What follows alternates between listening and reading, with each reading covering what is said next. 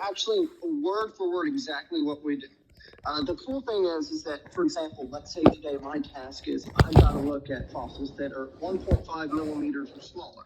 Since they're separated, I have just an area where I dumped only the 1.5 millimeters, and I don't have to deal with all the bigger fossils. I don't have to deal with all the other stuff. I can separate it by size and just have a day of micro bumps. Or let's just say I need some bigger material. I can go to the 1.5, 3.5, or bigger measurements, and I can. Sometimes you don't need a microscope for that, but I'll be able to pull them out, and it makes it very easy. And we can separate it. It makes it easy to go through.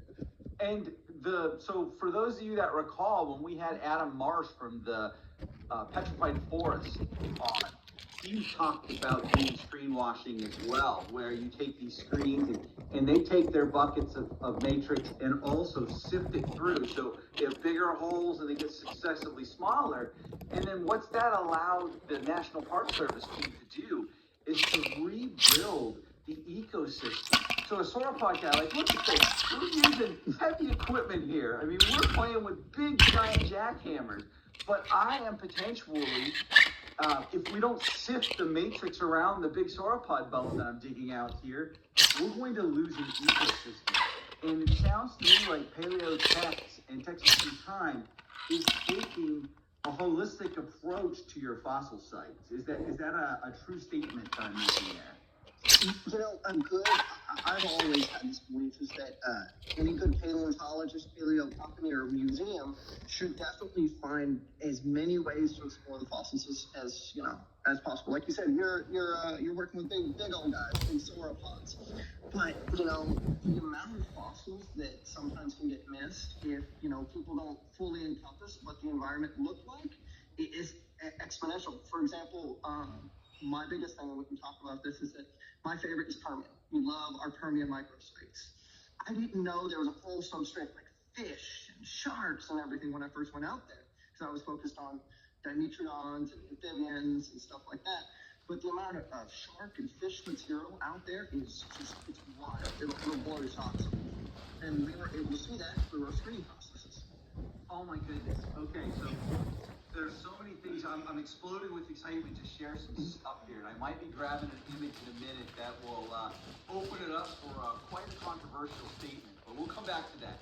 So you go out in the field and you're working in the Permian, and before I forget, pollen, plant matter, little tiny microscopic elements that get collected help us tell the collective story of the ecosystem that these dinosaurs are in. And so what it sounds like is you're capturing information that allows us to ask better questions than simply what I often ask, which is, well, what genus is it? Or what species is it? And that's cool, and that's a whole field of taxonomy. But if you gather all the dirt around it and you keep it and you actually sift it, and that allows so many better research questions, or not better, so many more comprehensive research questions than simply, what did you find? And so you're laying out this whole ecosystem in the Permian. So can you talk about the Permian and the red beds? And when I drove through, so there's a Permian, Texas, and I didn't realize why the Permian was named the Permian until I drove through and saw the sign and said, holy cow, I get it now. I'm in Permian. I am 300 million years ago. So talk through the geology. You are in Hillsborough, but you are in beautiful geologic country. Oh my gosh. And so, my family's not from Texas, and I'm the first child born in the state of Texas. But to me, I think that's one of the best blessings, the most awesome achievement I could have, because Texas is filled to the brim with so many geological deposits. Now, a big part of that is Northwest Texas, is the Texas Red Beds, which is, like you said, it's a group of geological deposits that are Permian. Now, some of them can be a little bit older in the Permian. Some of them can be very young. So we'll go out there, and from where I'm at currently, it's about 2.5 hours drive if the traffic is good. But we'll be out there, and depending on what deposit we're in, depends on, of course, the fossils, the fauna. Our site is in what's called the Archer City Formation, which is very, very early Permian. So it's dated 299 million years ago. And that's where I get so excited because it's so old. It's so, foreign to, a lot of people. It's like, wow, there's a time before dinosaurs. There's a time filled with just weird, I call it the age of angry lizards. Now, I will highlight a big thing is that, there are other museums in the state of Texas and other museums in the United States that do highlight the Permian. So Texas in Time is one of the many amazing museums. For example, if you go to the Whiteside Museum in Seymour, Texas, I believe some of their dig sites are later Permian. So their fauna is a little bit different, maybe a little bit bigger. It's funny you mentioned Whiteside. So I visited there 2 years ago. And what amazed me was I went through Seymour, Texas. I'm like, oh, that's why it's called Seymoria. Yes. I was always wondering, why do they call this thing Seymoria? I didn't get it. And then there's the town, Seymour, Texas. I'm like, well, there you go. So many things that I learned on that trip. Now, I'm not a Permian specialist at all, but between your specimens and the things I saw at the Whiteside, I saw a whole lot of what I would have called synapses, the pelycosaurs, the mammal-like reptiles. But Cladus have gone and ruined my old school knowledge thanks to paraphyletic, polyphyletic trees of these taxa. Do you have a favorite or a top three of just Permian, not things you found, but just Permian animals? Or what's a Permian animal you might not be thinking about?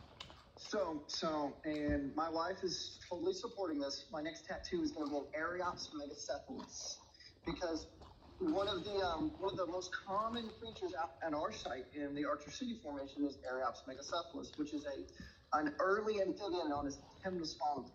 So I tell people, it's just a giant salamander on steroids. So that it was the very first Permian fossil I ever found was an Ariops. It was a little Ariops skull fragment. Now I find millions of them now, but it clicked. It made me feel like, oh my gosh, it really expanded my world a little bit. So I just hung out with Noah in Tucson. He was down at the Gem and Mineral Show, and you had an incredible skull on display of a Permian creature that was about yay wide, yay thin. Was that an Ariops? That was an Ariops megacephalus. Now that actually kind of ties back into our screen washing, because that skull was actually pieced together with pieces of an Ariops that was screened out. And so we'll find skull pieces, we'll find fragments. It was actually a composite skeleton. We found toes in our screen washing station that were used to put that skeleton together. And so, we either find stuff out on the ranch, or we'll actually go, we'll screen wash, we'll find little tiny toes. We can puzzle piece an entire skeleton together. And so everything all ties into one. So when you're working out in the field, well, let me take a step back. How many days a year are you living not under your home roof, roughly? Oh God, that's rough because every year is a little bit different. I think some of the busiest times of the year, like I said, summer months are really big. There was that's a rough question. I'll say about 2 to 3 weeks every other month during the summer. And then, goodness gracious, a big thing could be whether or not there's a specimen that needs to get out of the ground immediately, or we need to go out and collect things immediately. I'd say a good 25% of the year. Wow. So that's what? Well, it's 3 months plus that you're living in a tent. Are you a tent fielder, or do you have a campsite, or do you guys get a hotel room? Oh, good. And we're roughing it. We got tents now. There's a really funny story is that, so I like to change my tent up every now and then. The very first time I ever went out in the field, I had this really tiny 2-person tent, and I broke it. I broke it the very first time I was out.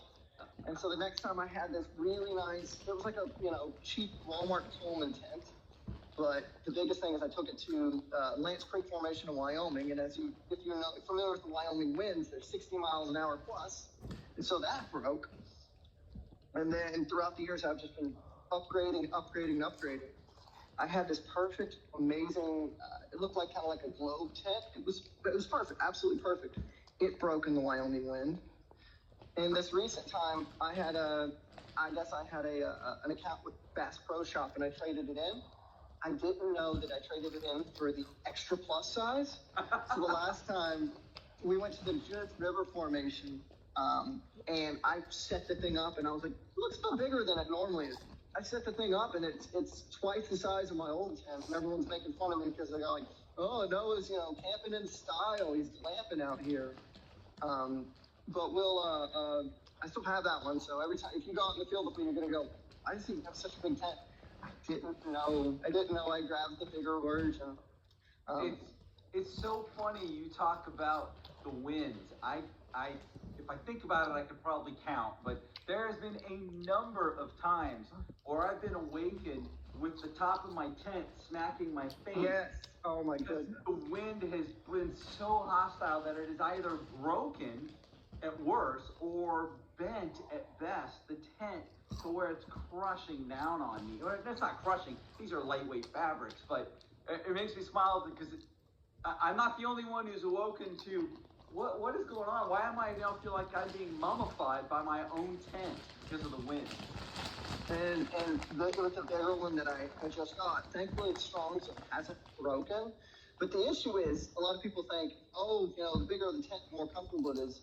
The bigger it is, it's going to catch more wind, and therefore it's going to be more of an issue. So you kind of want something that's going to be aerodynamic. I've had tents blow away. We were digging on a site, and it was like a Wizard of Oz experience. We see a tent flying through the air, and we're like, what the heck?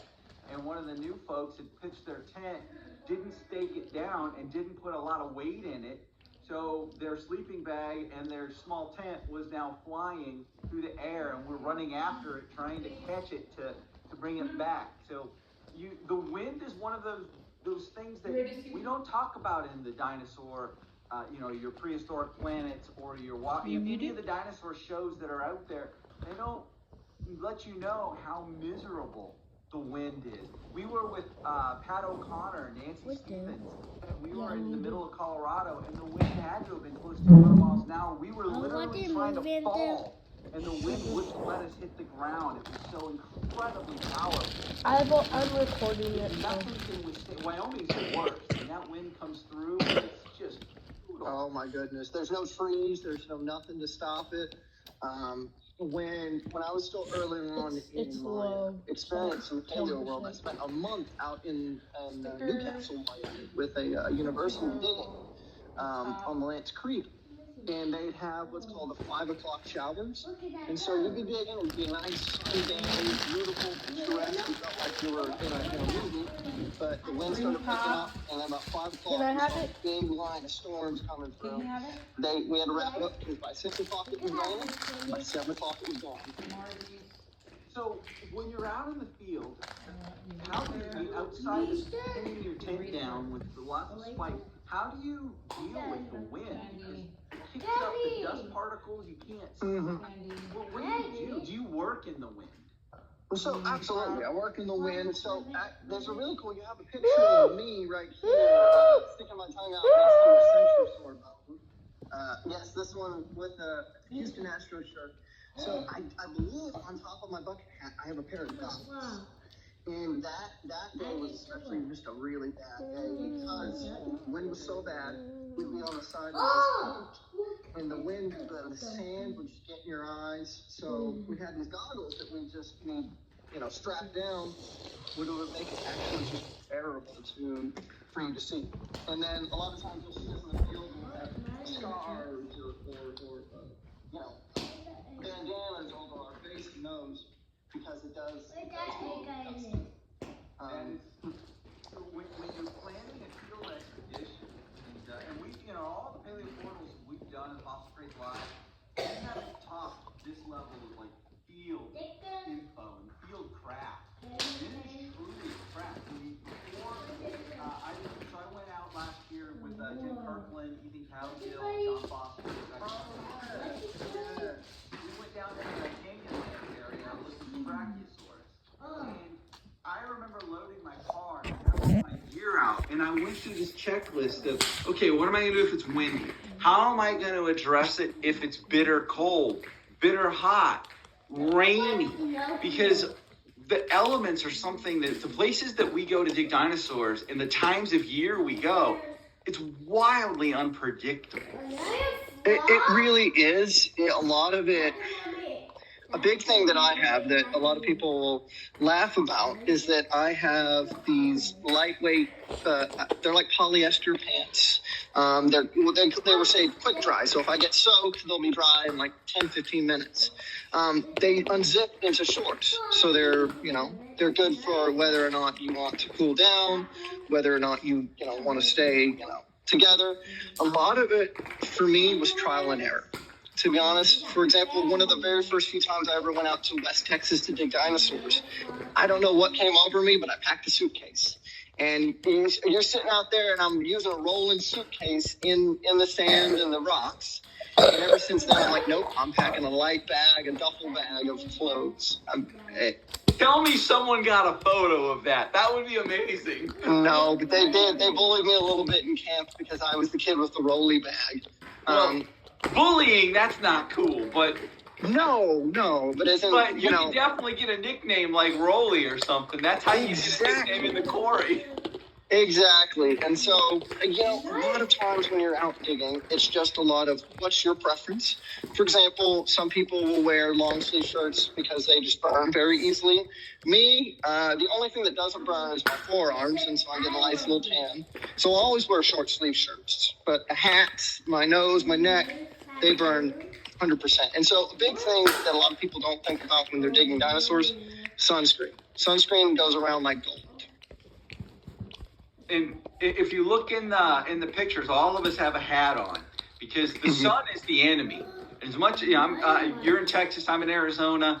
The sun is absolutely, it wins every time. And the folks that don't take care, I've been out on digs and you tell people, hey, make sure you keep the sunscreen on, and you put it on in the morning. You're going to put it on every couple of hours because you're going to sweat it off. It's going to get all dirty. And I've had the bad experience of seeing people get second-degree burns and sun. Oh, goodness. In Africa. You're like, we don't have the ability to take you somewhere to get medical treatment. You're on your own at this point. This is a bad deal. Absolutely. And so a big thing is always just, people have to know their limits. People need to know.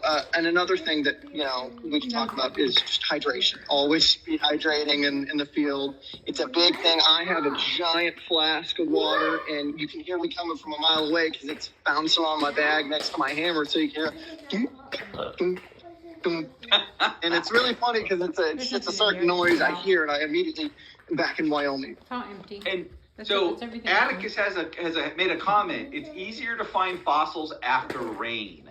What do you think of that? Because I've got thoughts. Okay, No, I so said, a is big it? thing, definitely. I tell people all the time, I said, water is a natural saw that cuts into the land. For example, a big place in Texas is called the North Sulphur River, a little northeast of Dallas. Now, this has been a fossil hunting site for decades and decades in the Texas area. You can find mosasaurs, gastropods, ammonites, plesiosaurs. Heck, on some levels, you can find mastodon and mammoth material. Can you still see me? Yes, loud and proud. Oh, okay, pardon me. So on some levels, you can find mastodons or mammoths. And so this river has just been slowly eroding out all of this material, brings all the new material up. A big thing is, let's say you have a mound of, let's go back to the gravel, the micro stuff. What we did on one of our sites is we took a big, massive mound filled with this gravel, filled with these fossils, and we've just been letting the rain over the year just naturally erode it out. So we'll come out to our site, and it looks like someone sprinkled fossils out, like a Mardi Gras parade. But in all honesty, those were already there. They just eroded to the surface with the water. So I have some bad associations of rain because we hit a deluge at Dry Mesa. It rained for 2 straight days and turned our field site into a small lake. And when the sun came out on day 3, it took a day for the water to dissipate. but we still couldn't touch the fossils because they were so saturated in every single locality. The matrix is different. The rocks around the bone are different. Dinosaur National Monument would have laughed at that rainstorm because the rocks at the monument are hyperindurated sandstone that you need a massive amounts of hammer and sharp chisels to break through. The dry mason material was some places very hard, but others softer sand, so some clay. And the worst part about the clay was it expanded when the sun hit it, and it dried out. So the weather impacts how you approach digging up these fossils. And so back to the car, when you're loading it, you're thinking, all right, what kind of consolidants am I going to need? Am I going to need Butvar, Vinac? What's going to hold the B72 in the field rock? When you find the bone, so let's go through. Let's take this one right here. You found this Centrosaurus, and you exposed some of it, but you had a plan when you were exposing it, I'll bet you.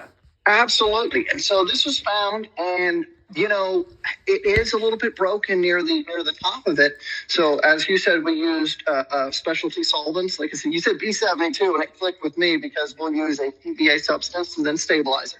The best thing to do, the very first thing you should do when you're exposing a fossil, is glue as you go. We need to stabilize this fossil, so if it's breaking apart, we do not let it break apart anymore, or we prevent it from breaking apart. We let that dry. What we did with this specimen is that we plaster capped it. So a big part is what we created a separator. We created a boundary with damp paper towels and old Uline catalogs. So therefore, the plaster doesn't mold to the fossil, doesn't attach to the fossil. But in essence, we capped it in a way to protect it from the weather, protect it from any elements. There were wild horses out where we were. It was actually really cool to see, but it prevented from a wild animal stepping on it and potentially breaking it. By capping it, we're protecting it until we can come out and fully remove it, which then happened a couple days later. Even more directions I would love to go. So separator layer. So when you find a bone, so everyone who's watching, let's look at this bone right here. So he's found a bone, he's uncovered, he's trying to find the limits of it. And then Noah is laying, Uline catalogs are great because they're these massive, thick books that no one needs because of the internet, but they still send them to us, and you can't get them to stop, and they keep showing up. So you take the Uline books, I love that, and you put them on top of you find the bone, you expose the bone, you put consolidant or glue all over the bone so it doesn't break anymore. You then layer it with paper, a separating layer. Some people use tinfoil. I'm not a tinfoil fan. I like paper. I've actually seen somebody use toilet paper, clean toilet paper, but they used toilet paper because that's all they had in their pack. They said, we've got to get this out now because there's a storm coming. We need to hurry. What do you have? We got toilet paper. So they used toilet paper. It was really funny, but it works because we do not, what we're going to then use is to use our plaster. What? A Twizzler. The bone when we remove it. No, You know what? Never mind. Just give me this Kit Kat. No. Hey, that's mine. It's mine. It's mine. You ate all of mine. That's mine. And then when I pulled up all this bone, That's mine. It's mine. they didn't use any kind of It's separating mine. to the bone, and the plaster had Mommy. over 40 years of just bonded together. Oh, gosh. So now That's like a taboo. yeah, and so I think that a lot of folks that study dinosaurs that are in museums that haven't gone out in the field, so a whole lot of cladistic researchers, they I don't got it from the candy the guy. number of He gave me a decisions that free were candy. made on the ground by you Mine. specifically to make their lives better or to inadvertently make their lives worse. There is an ecosystem within paleontology that starts with the bone being found and ends with the bone being published. And in between there is a whole series of people and steps. And every level is equal. It's like the body. You need your heart, but you need your lungs. All of these things are super important. Heart specialists think, well, it's more important than the lung specialist and the brain specialist. But when you find a bone and you are digging it out of the ground, for instance, with heavy equipment, there are a whole lot of things that have to happen to get these things out of the ground safely. And sometimes the researchers are studying the specimen and they may not even know that was the discovery point. Where how many times have you found a bone and you found it because you were digging for something else and then you hear that clink? Oh my gosh, you mentioned the clink, and it's like a Pavlov stall. So one of my most important specimens in my career, it's not a paper building specimen, it's not a changing the world of paleontology, but it was the very first medium dinosaur I ever found. And I actually have a tattoo of it. It is Allosaurus from the Morse. You can't really see it on this picture, but That's a tooth there? yes, sir. That's Allosaurus tooth. Yeah. So Cool. I basically a couple. No!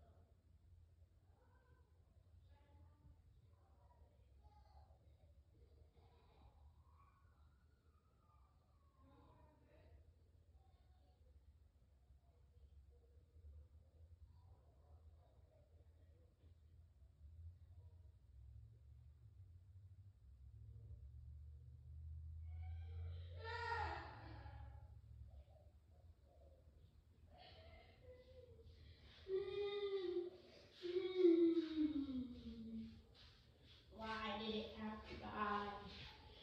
Why? That's gonna be it. That's all I got. I'll record again maybe